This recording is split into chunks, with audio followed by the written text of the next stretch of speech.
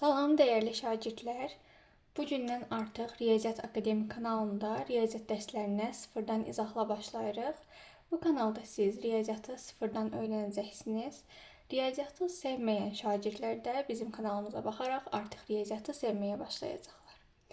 İlk dərsimiz olaraq natural ədədlərdən başlamaq istəyirəm. Natural ədədlərin ilk bölməsi, ilk variantı olaraq say sistemlərindən başlayacağam. Say sistemləri nədir? Say sistemləri özü iki yerə bölünür. Hansılardır onlar? Mövqeli və mövqesiz say sistemləri. İlk öncə mövqesiz say sistemləri haqqında danışacağam. Mövqesiz say sistemləri nələrdir? Bunlara Roma rəqəmləri də deyilir. Mövqesiz say sistemlərinə daxildir 1, bu 1-in yazılışıdır. Daha sonra bu 2-nin yazılışıdır. Bu 3-ün yazılışıdır. Bu 4-ün yazılışıdır. Bu variantda gedir. Əsas olanlar haqqında danışmaq istəyirəm. Bu 5-in yazılışıdır. Daha sonra bu 10-un yazılışıdır. C hərfi ilə olan 100-ün yazılışıdır. L hərfi olan 50-nin yazılışıdır və M hərfi 1000-in yazılışıdır. Bunu necə yadda saxlamaq olar? 1000 də baş hərfi M ilə başlayır və bu da M hərfi ilə işarə olunur. Bunu bu şəkildə yadınızda saxlaya bilərsiniz. İndi gəlirəm nəyə? Mövqeli say sistemlərinə. Mövqeli say sistemləri nələrdir? Gündəlik həyatda istifadə etdiyimiz rəqəmlər mövqeli say sistemləridir. Məsələn, 1-dir, 2-dir, 3-dür. Bunlar hamısı mövqeli say sisteminə gedir. Yəni, bunun əsas qaydası yoxdur. Daha sonra gəlirəm rəqəm və ədəd anlayışına. Bunların ikisinin bir-birinə fərqi nədir? İndi gəlin baxaq. Əgər mən sizə deyirəmsə, 0-dan başlayır, 1-dir, 2-dir, bu cür 9-a qədər, 9-un özü də daxil olmaqla davam eləyirsə, bu bizdə rəqəm anlayışını verir. Yəni 0-dan 9 da daxil rəqəmlər bu rəqəm deməkdir. Amma əgər mən 1-dən başlayıram və sonsuz sayda gedirəmsə, bu artıq bizdə ədəd anlayışını verir. Və natural ədədlər anlayışı da artıq bizə buradan əmələ gəlir. Demək, natural ədədlər 1-dən başlayır və sonsuz olaraq davam edir. Natural ədədlərin ən kiçiyi 1-dir, ən böyüyü isə yoxdur. Yəni, natural ədədlər sonsuz sayda olduğu üçün biz bunun ən böyüyünü deyə bilmirik. Daha sonra sizə belə bir anlayış demək istəyirəm. Məsələn, testlərdə daha çox bu cür göründüyü kimi bu cür testlərlə qarşılaşırıq. Bu nə deməkdir? Göründüyü kimi biz ədədləri arxadan başlayırıq. Arxadan başlayan zaman bu sonda duran ədəd bizə təkliyi verir. Onun yanında duran isə onluğu verir. Yəni, bu demək istədiyim nədir?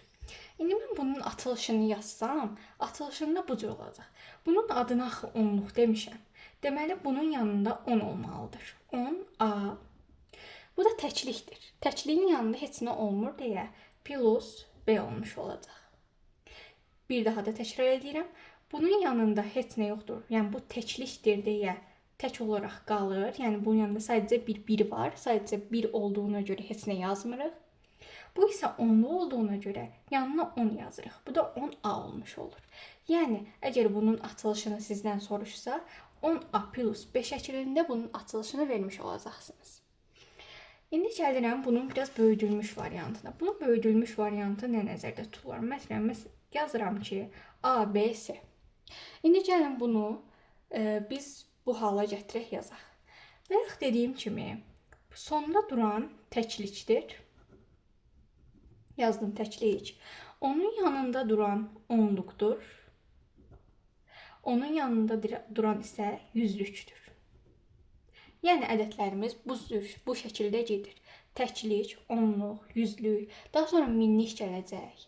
Bu şəkildə davam edəcək. Deməli, mən bunun açılışında nə yaza bilərəm? Hamısını yazdım altına.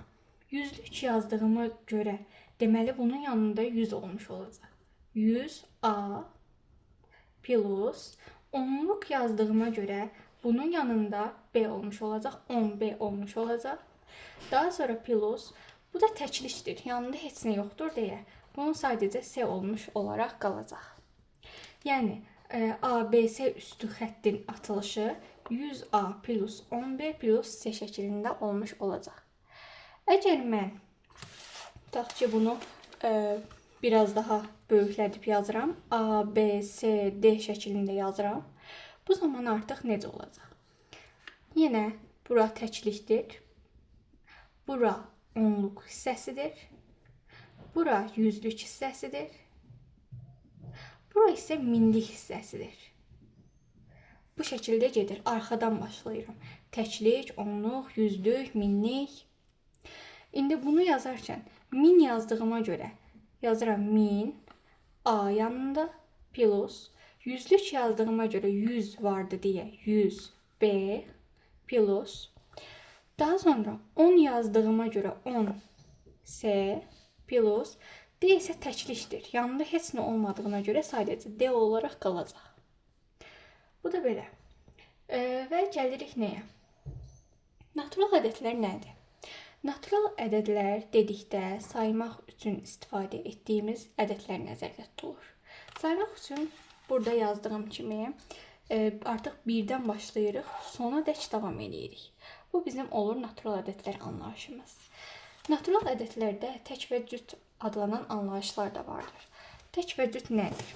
Əgər ədədin sonu 1, 3, 5, 7 ilə bitirsə, bu zaman bizim ədədimiz olmuş olacaq tək.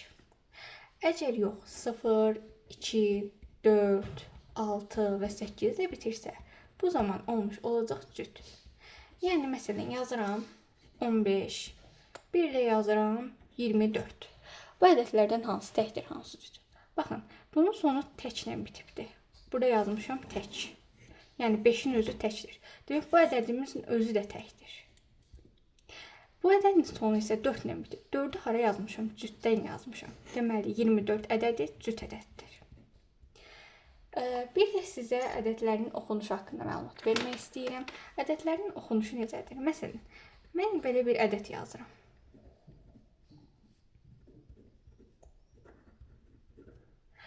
Bu ədəd özü uzun görünsə də, sadəcə oxunuşu o qədər də çətin deyil. Bunun oxunuşunu tapmaq üçün ilk öncə burada mən yazdım təklik, onluq, yüzlük, minlik. Eyni ilə bu qaydanı da orada tətbiq eləyəcəm. Deməli, bunu ən aşağıdan başlayıram. Aşağıda duranın, yəni 6-nın aşağısına təklik yazıram. Daha sonra təklikdən sonra onluq gəlir, onluğu yazıram. Daha sonra yüzlük gəlir. Bunu da yazdım bura. Daha sonra keçirəm, bunun aşağısına yazıram. Bunun aşağısında artıq təklik, onluq, yüzlük, daha sonra minlik gəlir. Burada eyni ilə yazdığım kimi təklik, onluq, yüzlük, minlik, daha sonra nə gələcək? 10 minlik, 100 minlik, milyon, 10 milyonluq, 100 milyonluq, daha sonra milyardlıq, 10 milyardlıq, 100 milyardlıq bu şəkildə davam eləmiş olacaq. İndi bunun altına yazıram minlik. Daha sonra bunun altında olacaq artıq 10 minlik. Bunun altında olacaq 100 minlik. Daha sonra minliklərdən sonra gəlir artıq milyonluqlar. Bu olacaq milyon. Bu olacaq 10 milyon. Bu isə olacaq 100 milyon. Artıq milyonluqlardan sonra da milyardlıqlar gəlir. Milyardlıqlar necədir? Bu milyard, yenə 10 milyard. Daha sonra isə 100 milyard olmuş olacaq. Deməli, mən bu ədədini oxuyan zaman necə oxuyacağam? Gördüm ki, bu mərtəbədə dayanan milyardlıqlardır. Demək, deyəcəm 527 milyard. Bu mərtəbədə dayanan isə milyonluqlar idi. 643 milyon. Bu mərtəbədə dayananlar minlik olduğuna görə 421 milyon, minlik, 421 min və bu mərtəbədə dayanan təkliklər olduğuna görə 896-nı sadəcə olaraq deyirəm. Deməli, bu ədədin ümumi oxunuşu 527 milyard, 643 milyon, 421 min 896 olmuş oldu. Bu ədədləri oxumaqda çətinlik çəkirsinizsə, mənimki kimi bu cür yazın. Təklik, onluq, yüzlük, daha sonra minlik, 10 minlik, 100 minlik, daha sonra milyon, 10 milyon, 100 milyon. Daha sonra gəlirsə milyard, 10 milyard və 100 milyard. Başdan milyardla başladığına görə 527 milyard. Daha sonra milyon gəldiyinə görə 643 milyon. Daha sonra minlik gəldiyinə görə 421 min. Burada isə heç nə olmadığına görə 896-nı da sadəcə olaraq deyirəm. Bir də qalıqlı və qalıqsız bölmə anlayışı vardı. Qalıqlı və qalıqsız bölmə nədir? Məsələn, adi bir ədəd götürürəm. Deyirəm ki, 24-ə tam bölünür da, bu 5. Bu bölmənin komponentləri nə idi ümumiyyətlə? Bölünən, bölən və qismət. Göründüyü kimi burada hər şey tam bölündü. 24-ə tam bölündü, bu 5 oldu. Amma bir də vardı qalıqlı bölmə. Qalıqlı bölmə nədir? Məsələn, 19-u bölürəm 4-ə. Mən bilirəm ki, 19-u 4-ə bölə bilmərəm. Buna görə bizə qalıqlı bölmə olacaq. İndi gəlin 19-u 4-ə qalıqlı bölək görək neçə alınacaq. Bölürəm. Deməli, bunu bölən zaman 19-un içərisində 4 neçə dəfədir? Onu düşünməliyim. Görürəm ki, 3 dəfəmi qoysam 3 dəfəm 4-ün 12. Bu az ədəd olmuş olacaq. 4 dəfəmi qoysam 4 dəfəm 4-ün 16. 5 dəfəmi qoysam artıq burada 20 olmuş olur. Yəni 19-u aşıb keçir. Ona görə mən 4 dəfədən istifadə edəcəm. 4 dəfəm 4-ün 16. Deməli, buradan 16-nı çıxıram. Sonda isə qalır 3. Deməli, mən bu ədədimi yazan zaman, baxın, tam hissə buradır. 4-ü yazdım. Qalığı isə mötərizə daxilində bir Q hərfi yazıram və qalığın yanına 3 yazıram. Bu da bizim olur qalıqlı bölməmiz. Qalıqsız bölmədə yenə də dediyim kimi burada aldığımız bir variantdır və qalıqlı bölmə zamanında aldığımız ədədi qalığı yanına yazırıq. Belə, bugünkü dərsimiz bu qədər. Əgər bəyəndinizsə kanala abunə olmağı və like atmağı unutmayın. Gələn dərsimizdə görüşmək üzrə.